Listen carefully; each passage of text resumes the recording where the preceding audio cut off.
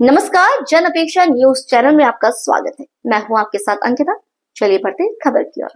मुख्यमंत्री ने कहा कि बिहार की जनता से अपील करता हूं कि लोकतंत्र के इस महायज्ञ में अपने मताधिकार का सही से उपयोग कर अधिक से अधिक अपनी आहुति दें।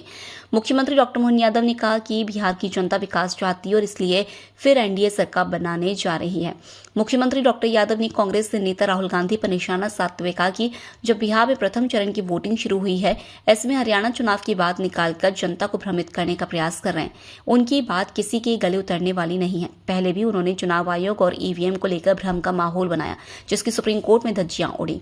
मेरी तो यही सलाह है कि राहुल गांधी अपनी गरिमा का ध्यान रखें और ऐसी बातों से बचें। बिहार के इस मतदान के इस अवसर पर मेरी अपनी ओर से सभी मतदाता भाइयों बहनों से अपील है कि वो अपने मताधिकार का सही से उपयोग करें और अब कुल मिलाकर लोकतंत्र के इस महायज्ञ में अपनी आहुति दे।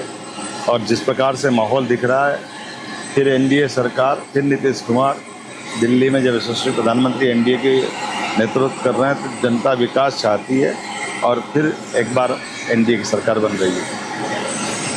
थोड़े दुर्भाग्य के साथ कहना पड़ रहा है कि नेता प्रतिपक्ष जब बिहार में वोट डालने का समय पहला चरण चालू हो गया है, ऐसे में हरियाणा चुनाव की बात निकाल करके भ्रमित करने का प्रयास कर रहे हैं। उनकी ये बात किसी के गले उतर भी नहीं रही है।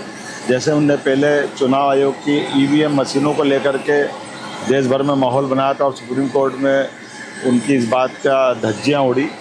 मैं उम्मीद करता हूं कि वो अपनी गरिमा का ध्यान रखें और ऐसी बातों से बचें। थोड़े दुर्भाग्य के साथ कहना पड़ रहा है कि नेता प्रतिपक्ष जब बिहार में वोट डालने का समय पहला चरण चालू हो गया है, ऐसे में हरियाणा चुनाव की बात निकाल करके भ्रमित करने का प्रयास कर रहे हैं। उनकी ये बात किसी के गले उतर भी नहीं रही है।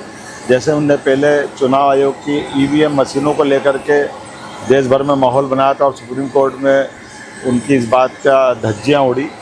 मैं उम्मीद करता हूं कि वो अपनी गरिमा का ध्यान रखें और ऐसी बातों से बचें।